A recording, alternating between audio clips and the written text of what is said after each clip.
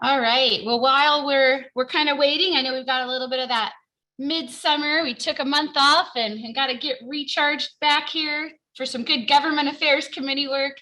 I'm just doing a quick share. South Sound Business did feature our State of the Chamber report. And so I always love to highlight when our representatives, senators, County Councilman Hans Zeiger, with the legislative work we do in this committee, was certainly one of the highlights. Spoke a lot of our advocacy bills that were tracked and different kinds of success that the chamber has doing. So I like to share that with all of you. All right, we have, first of all, good morning and hello, Representative Jacobson. I know we have one of your cohorts. Is she in Budapest? Is that what I saw?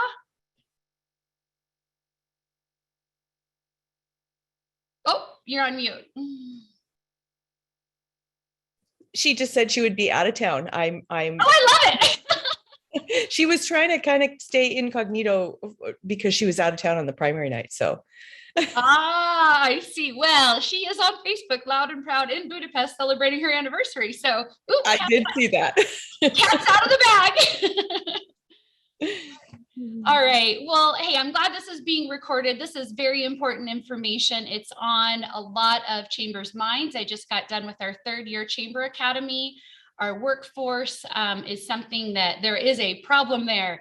And unfortunately, we've got some great problem solvers in our community, particularly with the organization Workforce Central. I will also mention that our chamber is really trying to get in front of it in innovative and unique ways. There will be 2 innovative grants that we will be partnering with some of our community partners on. One will be to provide an incubator for women-owned, small business, and minority-owned businesses in the food space. Really excited to be partnering with Odette Daniello, who owns Celebrity Cake Studios, but is also president of EO and just such a fantastic entrepreneur and can really provide some great skills and tools and resources for us to try to give a lift to those in our community in that incubator food space. I'm going to ask Lori to share really quick, are also rolling out a series ourselves. It's our Business Acumen series. If you haven't heard the term DDO, then I am so excited to be the one that is introducing it to you. A DDO is a deliberately developmental organization. And if we just fundamentally take some of what is an issue in the way of retaining talent. So you now have that employee, but they've got a lot of options now. And if you're not an employer that has shifted gears and given some hard thought about why human capital is truly your greatest asset, then you're going to be behind the curve and you're really not going to be able to keep up with what this new sort of evolution of employees is looking like. And so we're armed with some great tools and resources to be able to start pushing that out into our community. So this series of 3 different workshops, the first one is truly on that subject. Do you have a culture that's putting organizations in a way that they can, build environment that encourages the constant personal development of your employees? Again, ROI will go up, retention will go up. There's so many sort of trickle down factors that if you're putting your focus on your employees, that model will certainly help you on the bottom line as well. We'll also do a workshop on the neuroscience of leadership because there's a lot about the mechanics of your own brain that can help engineer and kind of support the change that you're trying to put into your organization. We'll talk about EQ versus IQ, and then charting your course. So again, if you're not being strategic and you're not just even on the smallest of tasks, and also empowering your team to be very strategic. I know a lot of us are good business folks, but hey, there's a ton of tools and resources that we're going to help folks plan that journey for themselves. So we're excited to launch that. We kind of bounce around from a breakfast, lunch, and a breakfast again. But $50 for the workshop gets you your meal and some, invaluable resources. So looking forward to pushing that out to you as well. So thank you for sharing, Lori. So without further ado, I'm excited to have our trio of our friends down at Workforce Central here today. I am not sure if between the 3 of them, you've sort of deciphered who's going first, but We have Josh Stovall, who is the Director of Research and Data. He was someone that presented at our economic forecast, and honestly, he could have taken the full hour and a half, because what he has to present on is valid, it's regional, it's very specific to the kind of information that this community needs to know. Again, so we could posture ourselves better to deal with sort of the complications of that. So we have Josh, I don't know, do we have Teresa today? Nope. Okay. But we also have Samuel Bradshaw, who is the Business Solutions Manager.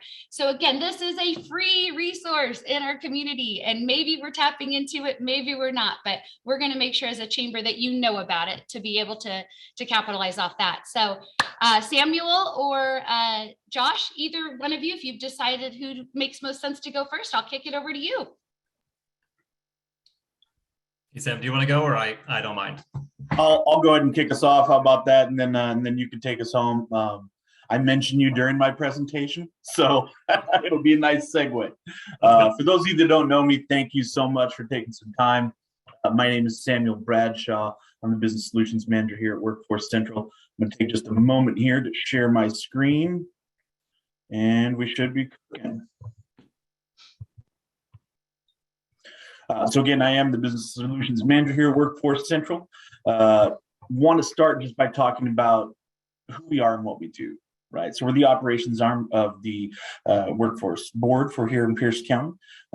We work with both job seekers and employers in a tremendous amount of ways.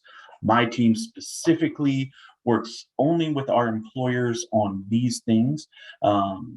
We do facilitate a lot with our job seeker candidates, and with that side of the house, we do a lot of program coordination, program facilitation, and kind of bringing everyone together and bringing everyone to the table.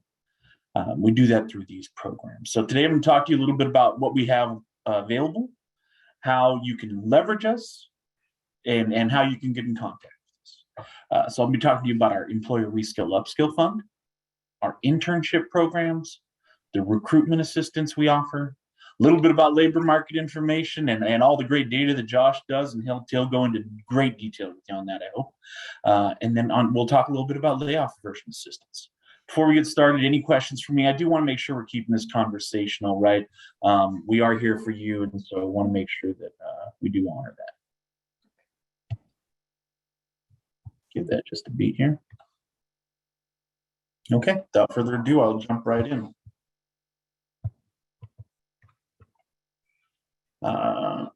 Yep. The first is our Employer Reskill Upskill Fund. So this is a program we're piloting. It's a fund to provide current employees access to training and upskill in in-demand occupations for the prevention of layoffs or the improvement of competitiveness or productivity for both the employer and the employee. So this is grant money to get your employees training to help make your company more competitive, make those employees more competitive, to upskill them into a new role perhaps. So a few rules around it, right? 51% of employees must be on the books 6 months or longer for them to participate in this program. So if you have 3 people that you'd like to train, 2 of them must be with the organization for more than 6 months. It's a non-competitive grant process, and I want to make that really clear, right? This is 100% managed internally. It's around, when they're submitted, we look at each proposal individually, and we evaluate it on its own merits. There's no deadline.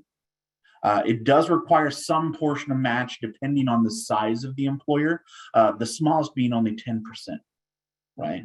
So for a $30,000 training, maybe only have to pay $3,000, right? And both wages that the employees are making and the training costs themselves are considered in that match. The employer chooses the training, and I think this is one of the most important parts, right?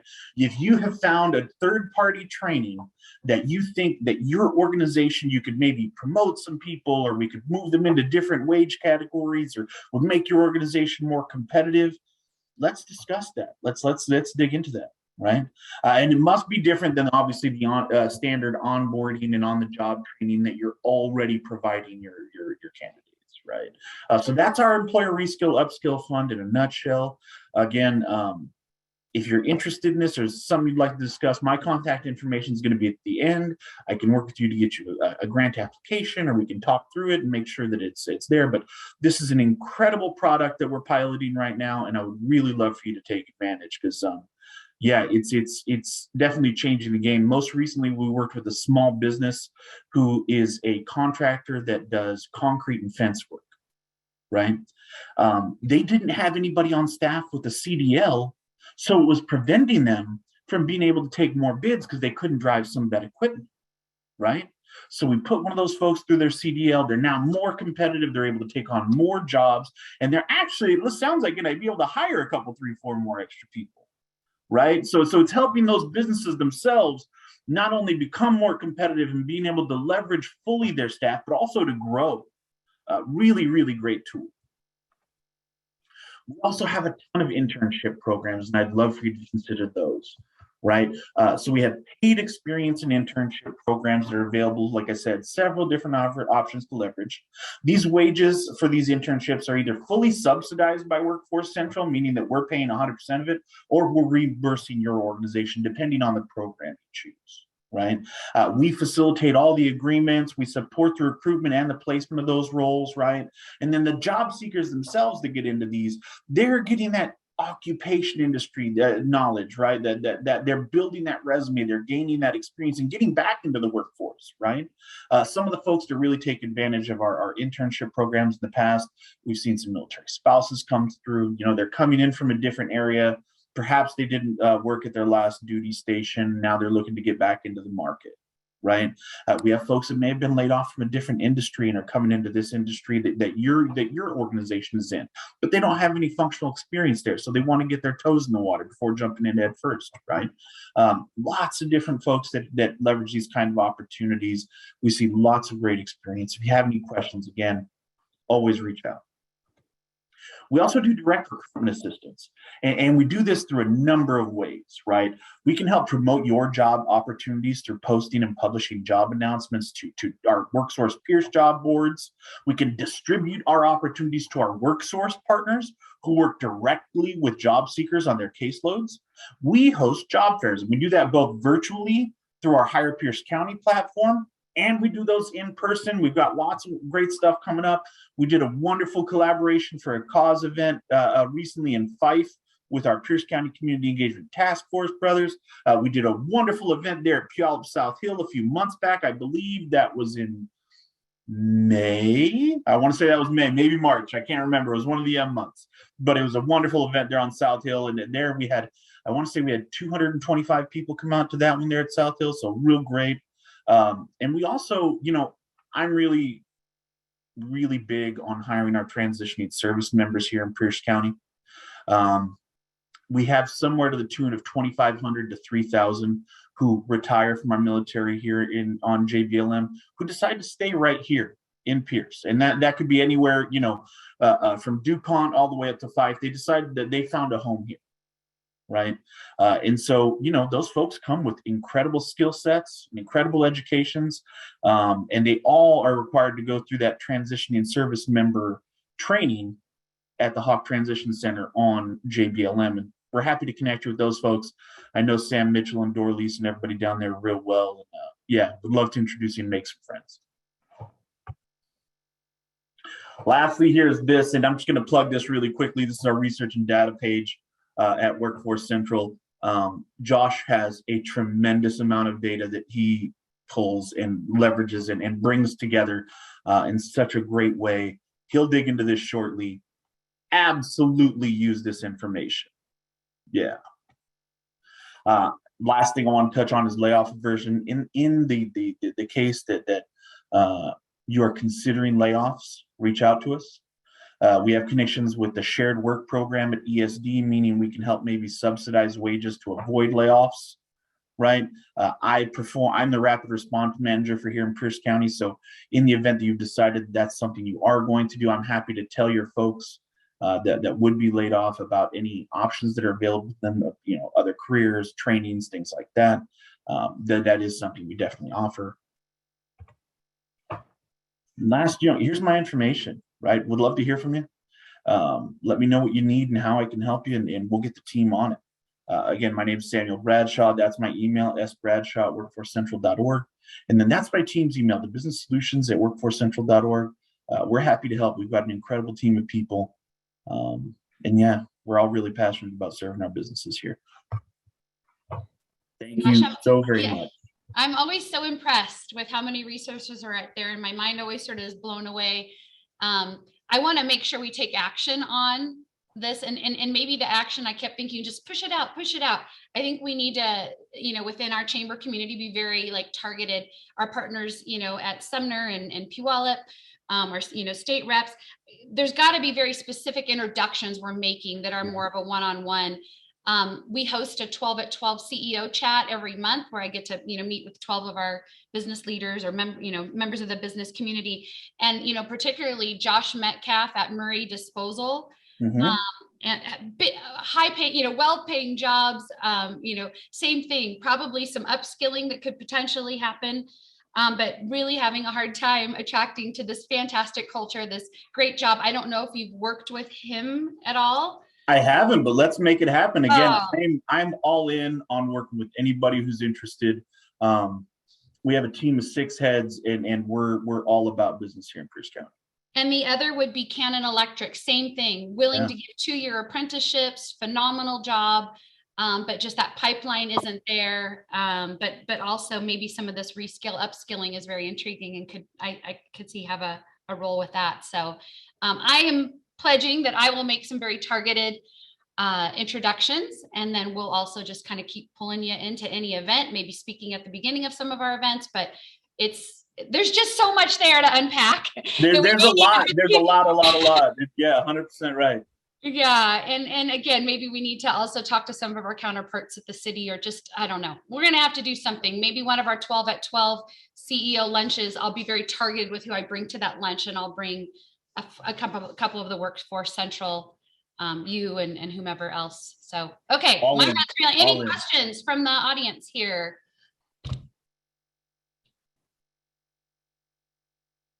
Ryan, is that just, not to put anyone on the spot, but are those resources something you feel pretty tapped into at the city of Sumner that you're aware of, or? I appreciate the presentation. It definitely can open my eyes a little bit more about what WorkSource does. And if we have any notices of layoffs or issues, I'll definitely be sending them to Samuel's direction there. Great. Perfect. Hi, Sean Eagan from the Port.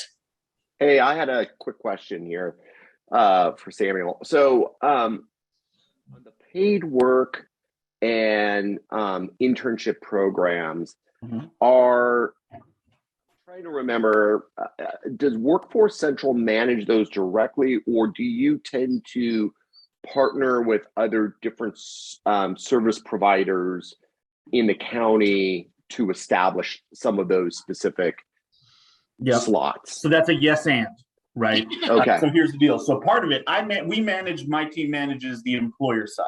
So we establish the host site agreements. We do all that stuff on the employer end, right? We then have contractors who manage, they have people on their caseloads who are looking for internships, essentially, right? Adults, dislocated workers, maybe young adults, high school. It just depends on the program. Right.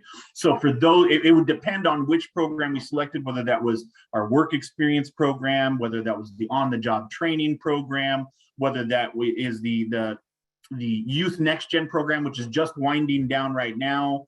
They're very different. All of them do go through different contractors with here in Pierce County, right? But on the employer side, our team manages 100% of that. Got it. And is Asia Pacific Cultural Center one of the entities that you guys partner with? Do you know off the top of your head? I don't know off the top of my head. I don't believe so. Shellie might know differently. She knows our contracts in and out, the memorandums and things. Yeah, not a problem. All right, thanks. Yeah.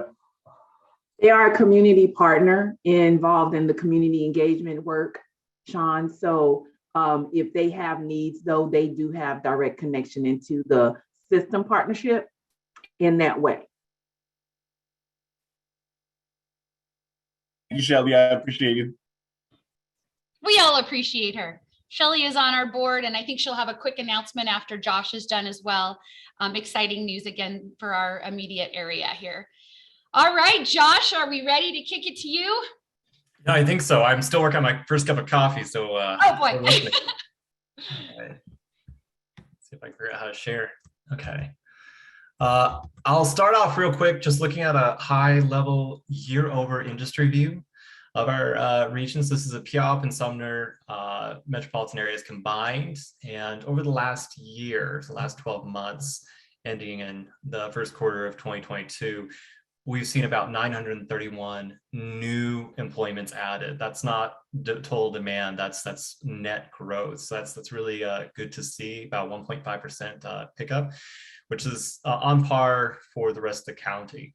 And if you look by industry, we can see historically over that period, full service restaurants, temporary health, general warehousing and storage, those have kind of led the charge. And that's not surprising. We see a lot of those industries reemerging and rebounding after the shutdown. And then warehouse and storage obviously is a fast growing one. We also see elementary and secondary schools and insurance agencies and brokerages, some things that we weren't necessarily planning to see, but that's always good to see that net growth over time. I just wanted to start with that one because it's really good to kind of see what has happened in the last year to kind of think about what's coming around the corner. Now, here's where I always struggle with these presentation things because they hide my menu options up top. See if I can figure out how to make this happen. Okay, here we go. Can you still see my screen? Yes. Great. All right. So looking at unemployment, this is just as of June 2022. We'll get some more data here in a few weeks. So feel free to reach out if you have any questions or want to see some newer numbers. But as of June, and really it's the period ending in June, we're about 4.4% for the city of Puyallup, and that's as granular as we can get for Pierce County. For Pierce County, I think it's about 5%. And you can also see one other thing, just the total number unemployed is really good to see. We're about 25% less than where we were 1 year ago. So that's really good to see it down to about 1,000 individuals who are part of the UI system at the moment in this region. And this is a really high level. It might be a little pedantic, so I apologize if this sounds like it's out of place, but I think it's really important is thinking about supply and demand. And one of the things that we're focused on are where are we seeing mismatches or persistent changes in our economy that haven't been fulfilled, whether that's job seekers looking for work that's not available or employers looking for talent and skills that just isn't currently in the economy, because that tells us where we need to be looking for our training services approach. So as of, it looks like, again, June 2022, and that's the end of June because it's looking back at the 30 days prior, we had about 4,800 job seekers, about a quarter the number of active job postings in that same period. And that's people that are in the UI system, that are applying for UI benefits or are expired but still engaging with their RESEA, trying to find employment. And again, what we're trying to do is a one-for-one match where we look at their prior occupation skill set and see what jobs could they qualify for. And not that that's not important, but what we're really looking for are the mismatches. Where do we have demand without supply? And where do we have skills and labor for which we don't have demand? And taken together, that mismatch tells us the absolute labor gap. And what we want is to see that decline. We don't want to see this very high. And it was declining for a while, but we're plateauing and even increasing a little bit. And this number is out of date. I think I had it targeted. It's actually 19,000 at the moment. And that is more than twice what was at any point pre-pandemic. And what you'll see is there's a lot more red here. It's a lot more demand for job seekers where we don't have available talent. And that's where we are looking as a workforce board to see persistently how has the economy changed over this period, and what are the skills that are now in demand for which we don't have the pipelines or the talent currently in play. Again, this is a little bit confusing, so feel free to ask any questions if you have any. And we can break this down, I'm not going to today's meeting, but into detailed occupation codes to see very specifically what those persistent mismatches look like on the ground. And one last thing I wanted to show, I didn't get to do this in the presentation, but I wanted to talk about, as we think about demand and mismatched talent and building up those pipelines so that we don't have that struggle in the future. We also could be considering some of the other labor that we have that is not constrained locally. And then what I mean by that is the commuters that are leaving the region.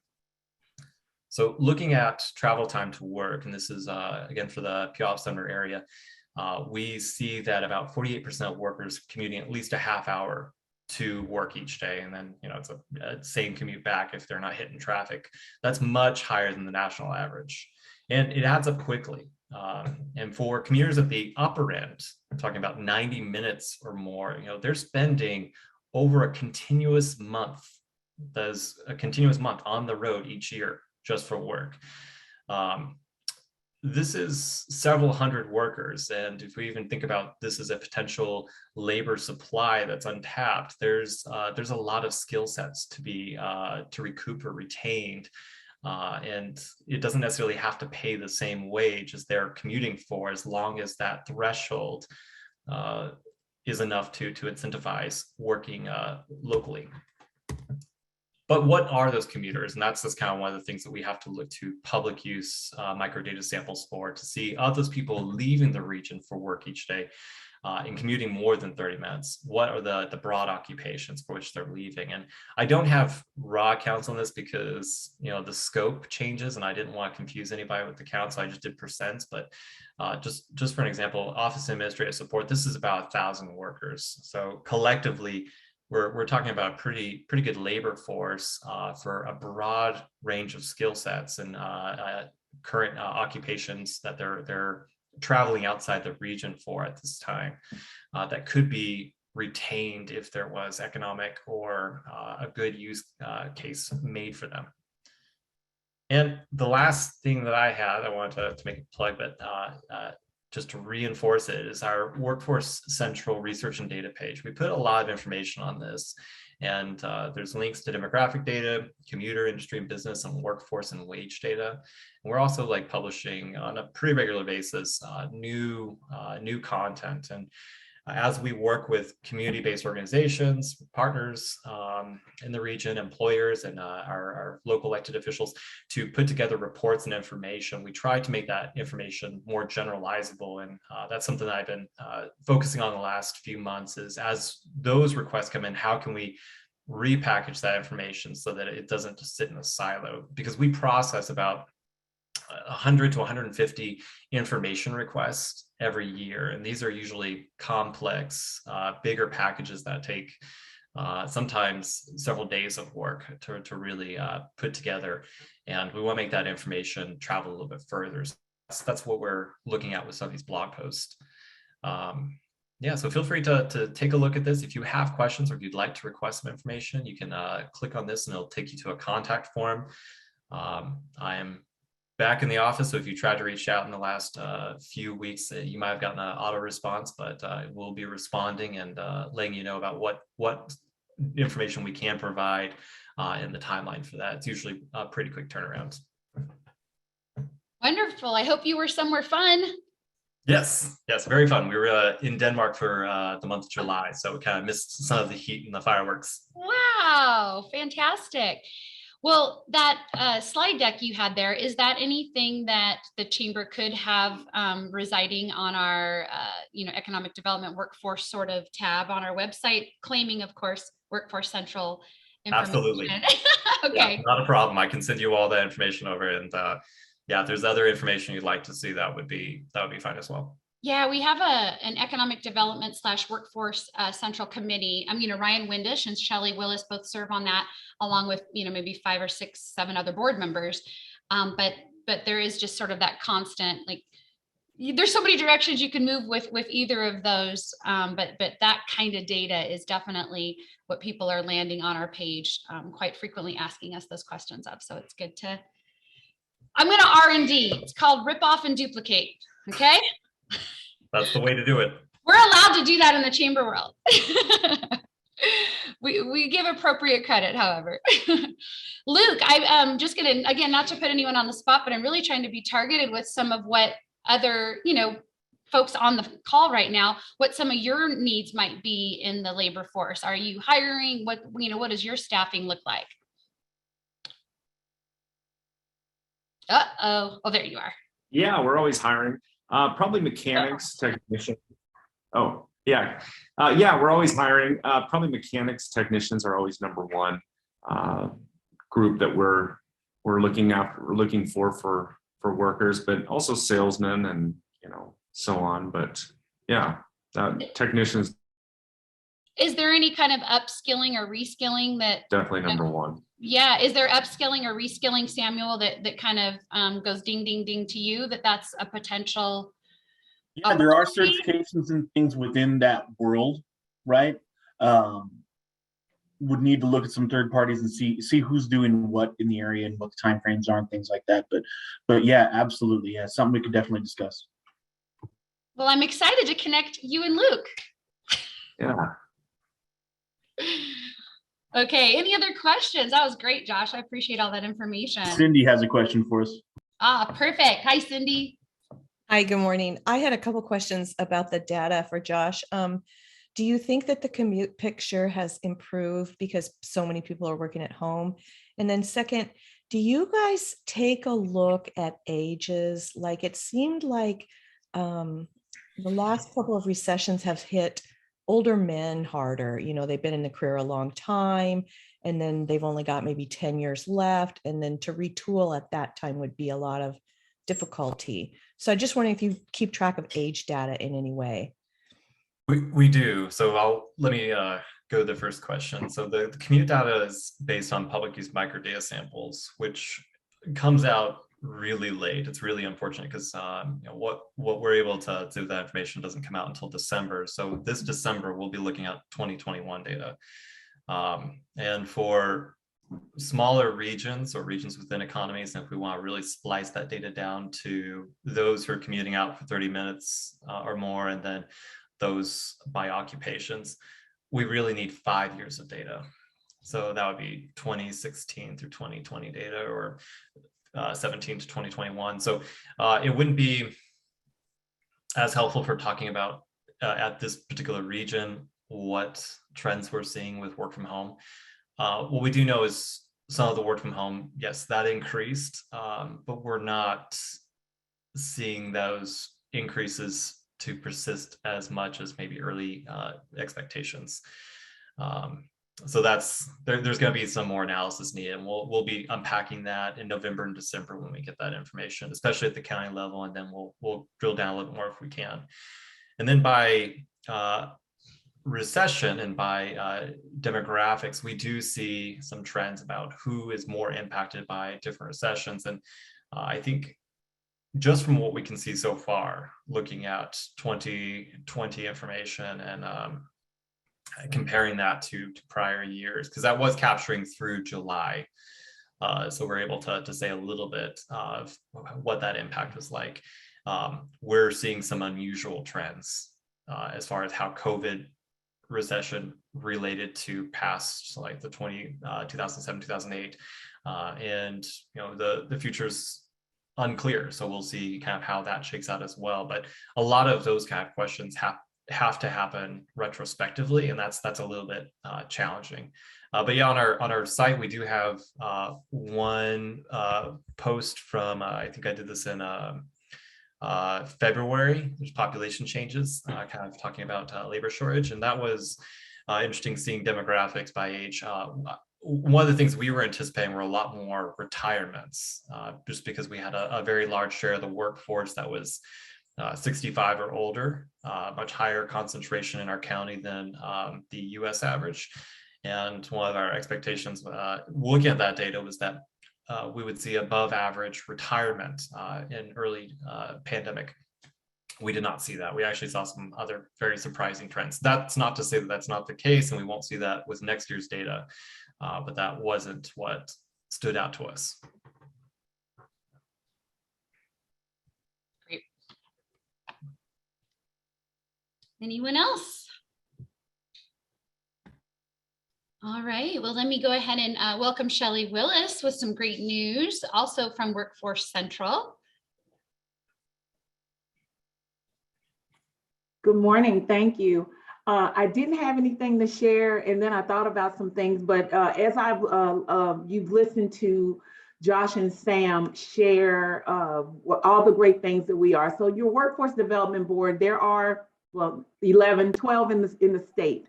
Our region is Pierce County. Our philosophy is that we serve Pierce County. WorkSource is the state's brand.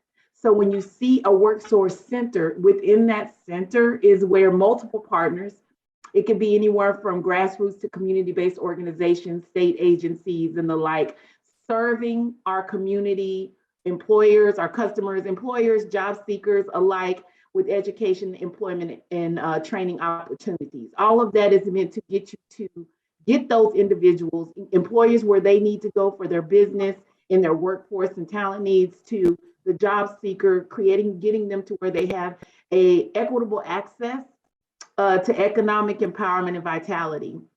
And so all of the work that we do at the Workforce Development Board is just the strategic oversight and expansion of that. So just in case, just for some clarity, in case of you, because there's always, and of course, our name is Workforce Central, and then we're talking about WorkSource needs. So the naming convention also can be a little challenging, but I just kind of wanted to share with you, within Pierce County, we have different centers and sites. And so there's the comprehensive center that is located off of State Street within Tacoma.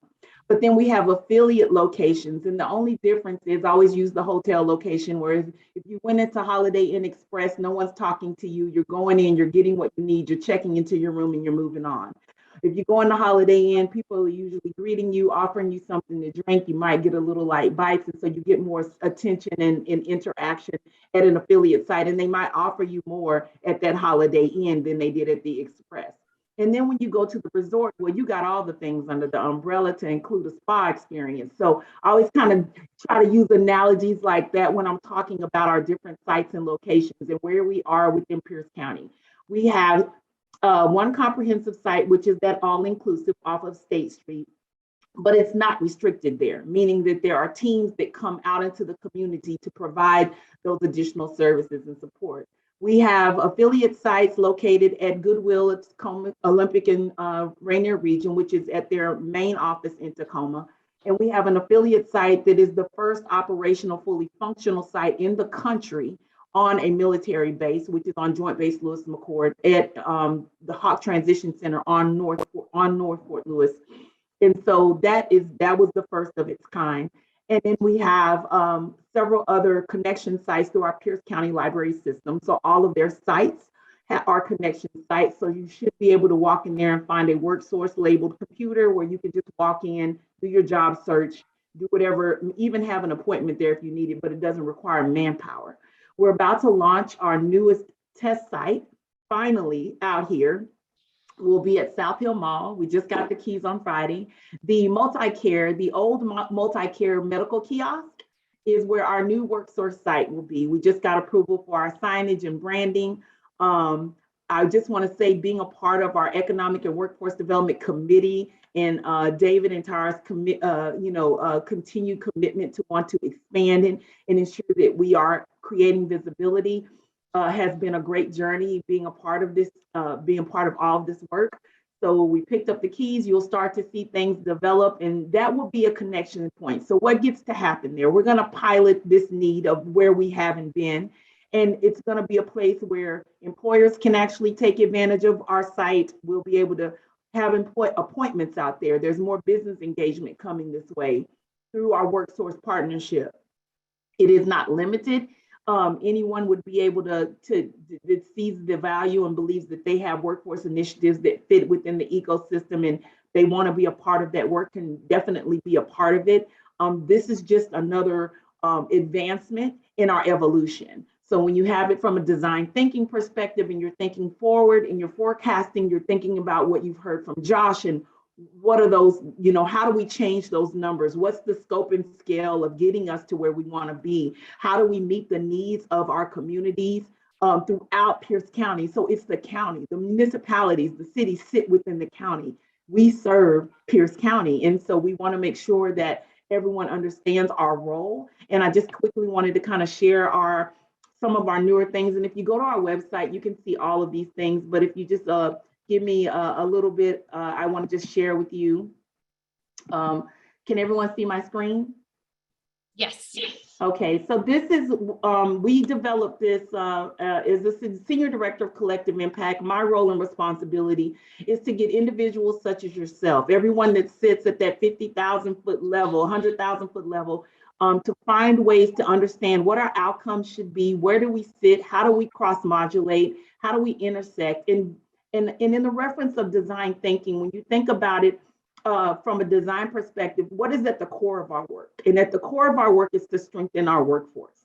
How do we do that? Well, we have by law 17 required partners that they say that we have to have. And so our role was not just our responsibility is, of course, we have to work with all of our MOU partners that we're mandated to work with, but also our our charge is to also expand beyond that. And that's where we bring in our community-based organizations, grassroots organizations, non-traditional thought processes around how we engage and assist. And so this is just a snapshot of what our MOU partnerships look like, where they intersect. So it's overarching services, education and training, employee services, career services, community resources, and then what our ultimate equitable results are, what outcomes are we seeking?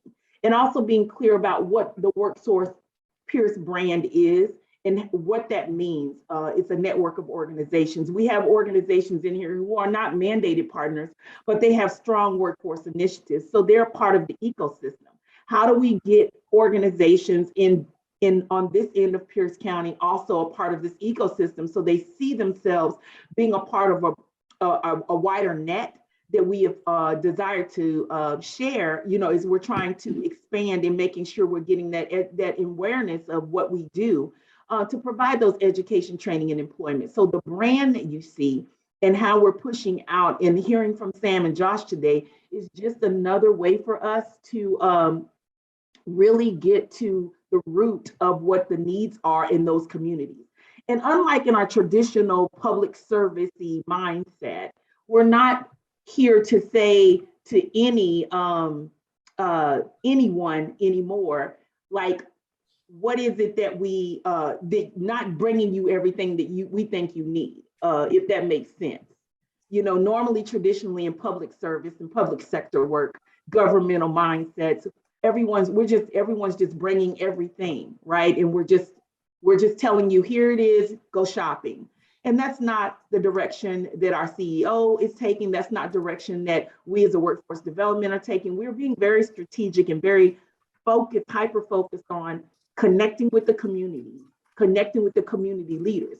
So that may not be a local elected official per se, that person may be a part of it, but what also would be in that conversation would be your local grocery store manager who knows every family and everybody, the barber, the person who runs the barbershop, really boots on the ground, people who understand what resources are lacking in those communities so that we can address those resource deserts and bring those needs to your community, because every community doesn't need the same thing. But how do we strategically align ourselves so that we bring to you what you need?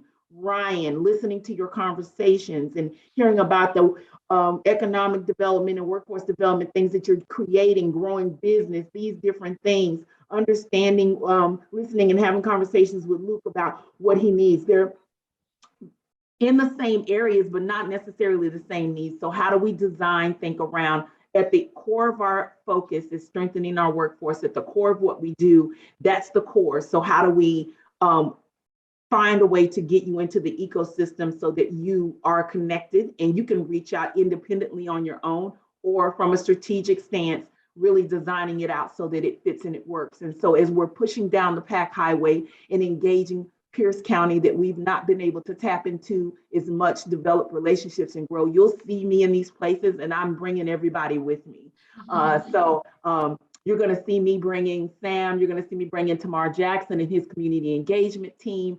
You're going to see me bringing Josh Stovall, and we have so many others. I'm not even listing out the entire, but that's my role and that's my responsibility. And speaking to that higher strategic level of what we can do to, evolve and think differently about what does service delivery look like, and what do we want the customer experience to be. And so I'm excited about being able to bring more and more connections and be a part of this journey. So thank you so much for your time today, Tara. Oh, you bet. Thank you. Gosh, you've got such a great team. Everybody I've met there is just great. Well, thank you, everyone. All right. Well, we've got a little bit of time here to check in with our city and state representatives and our port. So let's see. I don't know who. Let's go to Ryan first. Jeff, I'll go to you next. But yeah, let's hear from City of Sumner. What do we got going on lately? All right. Thank you. Good morning, everyone. I'll just hit on the highlights that I think are going to be most interested, businesses be most interested in. And starting at the top, kind of Houston Road annexation. So there's an area of Sumner that's just east of the old Cannery Furniture Warehouse. That a good portion of it's actually owned by the old cannery and Wayne's Roofing. And we're working through an annexation process to bring that in. My understanding is the old cannery wants to build a warehouse on the property that they own. So that's should probably be approved and finalized later this fall. The council adopted a multifamily tax exemption, expanding an area into East Sumner.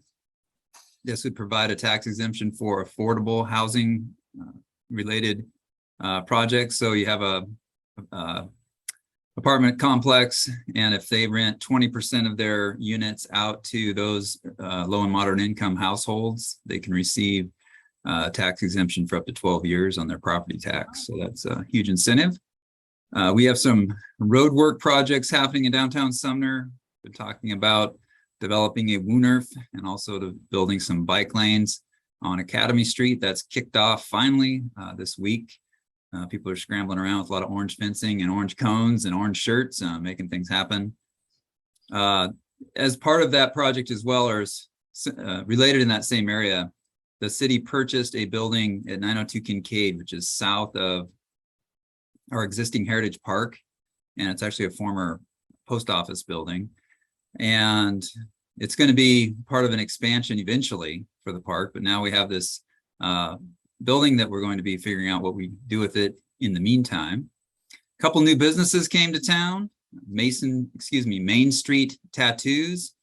They're in the Masonic Temple building.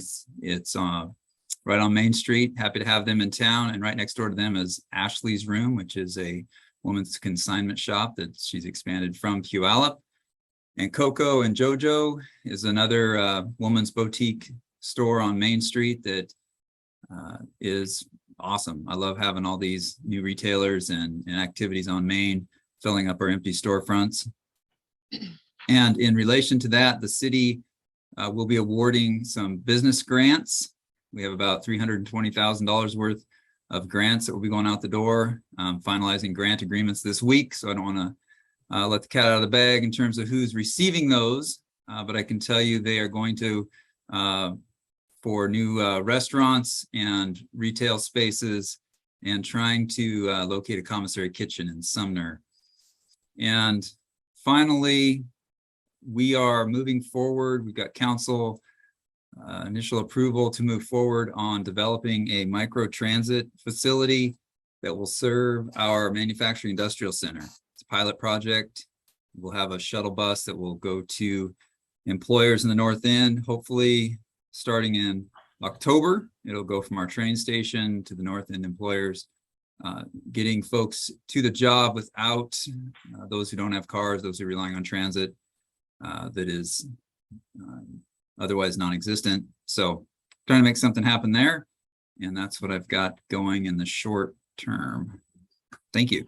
I love it. And we're Jojo and Coco and Ashley's Room, that the exterior facades, is that the owner of the building? Is there any Main Street participation? I'm just like, you've really, in downtown Sumner, just keeps upgrading just the look and feel and of those buildings. So I'm just a little curious what's behind that. Who's behind that?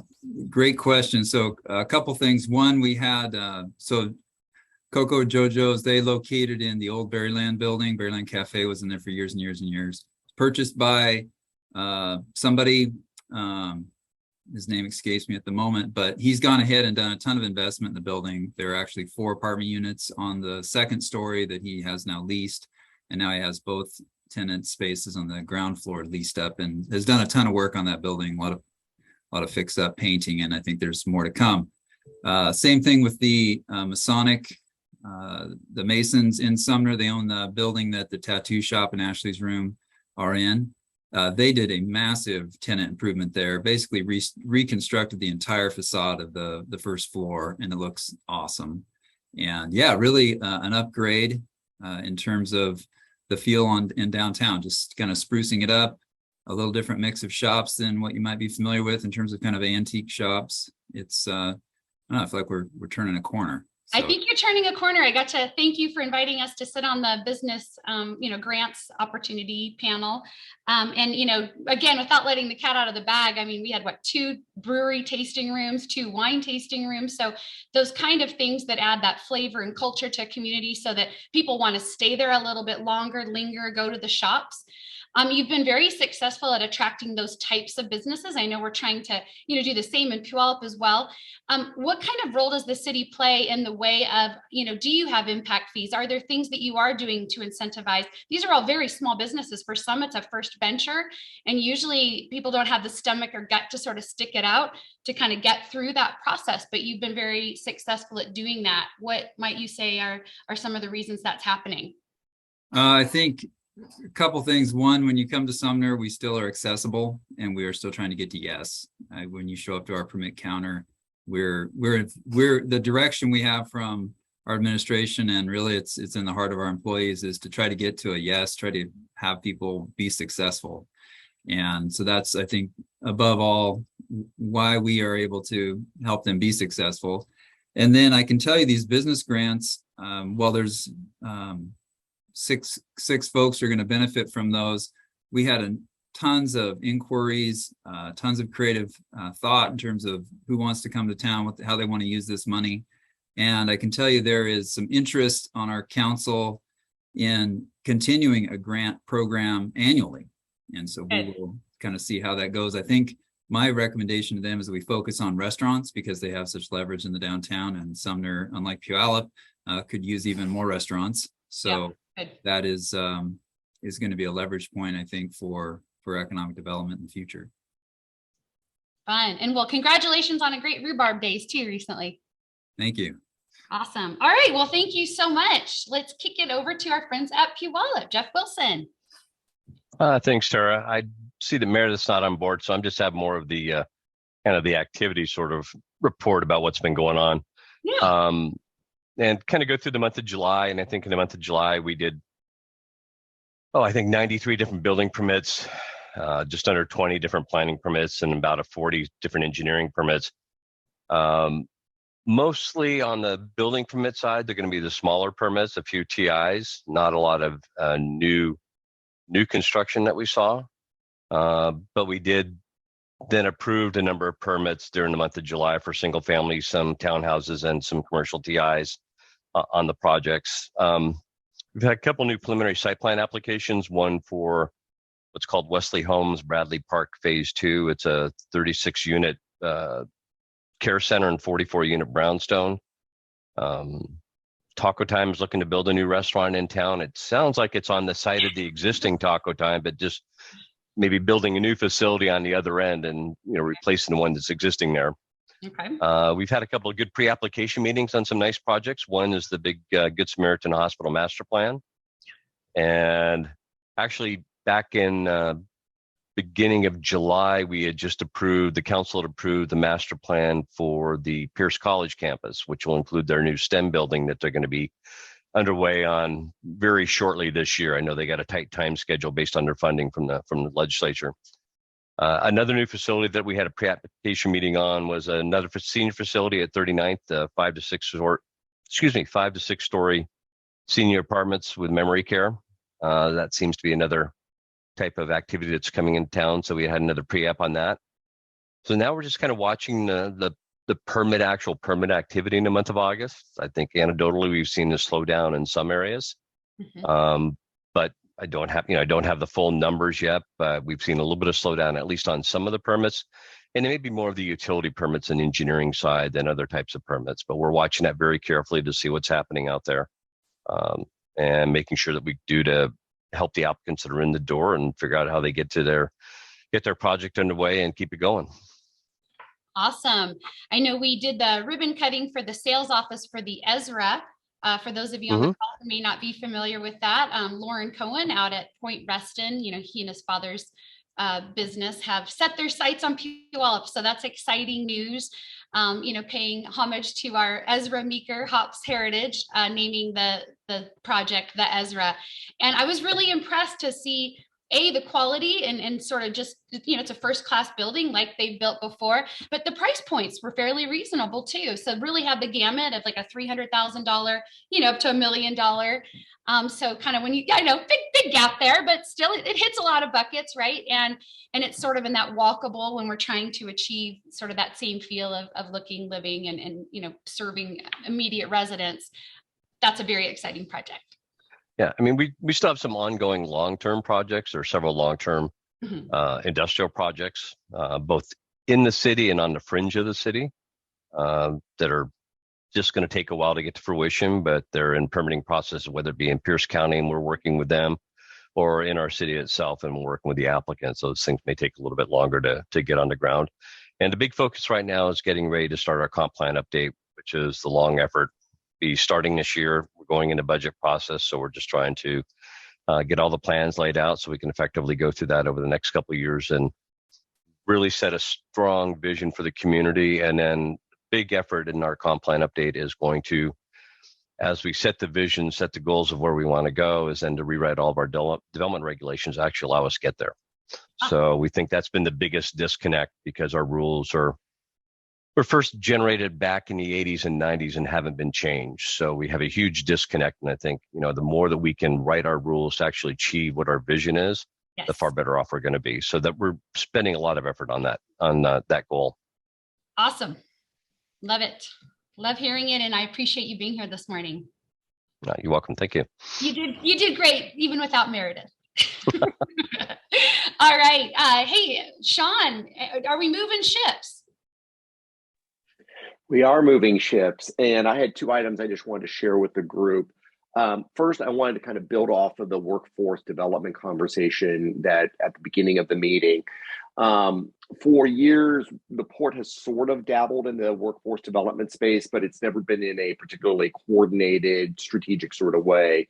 When the port adopted its updated strategic plan last year, the commission specifically charged staff to develop a strategic, intentional workforce development strategy. So we've been spending over the last year working on this. And then last month at the July commission meeting, we provided a briefing to the commission on some concepts, and the commission is actually scheduled to vote this month on adopting a workforce development strategic plan. I won't go into all the details right now because I know we're sort of short on time, but one element I just wanted to note is looking at contracting with some outside entities to provide, again, additional internships, paid work experiences similar to what workforce development is currently doing. We are not looking to create duplicative programs. Quite frankly, what we are looking to do is to invest in the existing infrastructure here in the county. There are very good service providers here already. We don't want to become another service provider. We're just looking to invest in that. So we'll have more information on that we will be pushing out later on this month. Happy to go into more details with anyone who might be interested. Great. Separately, I also just wanted to mention real quick that the port, through the Northwest Seaport Alliance, has entered into a new lease agreement with the Burlington Northern Santa Fe Railroad to develop a domestic rail container facility.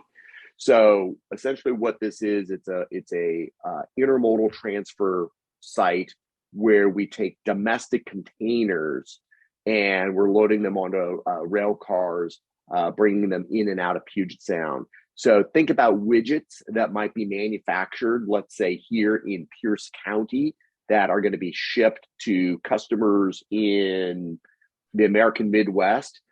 This is what the type of facility that you would be doing. You'd be loading it into containers specifically to be shipped to the East, and then in turn, widgets that might be manufactured on the East Coast that are being consumed locally, again, would be coming through this particular facility. This is another great opportunity to create additional employment opportunities here in Pierce County. The other really cool thing about it is by relying upon rail as opposed to long haul trucking, you significantly reduce our air emissions. So we're really excited about that as well. So again, opportunities to create more cargo movement and jobs, and then again, workforce development strategies as well. So that's all I've got today. That's awesome. Thank you. Thank you. I don't want anyone to think I forgot Councilman King. He is on the phone and could only listen today. So I appreciate you logging in. Representative Jacobson. Yeah, we're all, just real quick, we're all busy with the thing we can't talk about while we're working that comes up in November.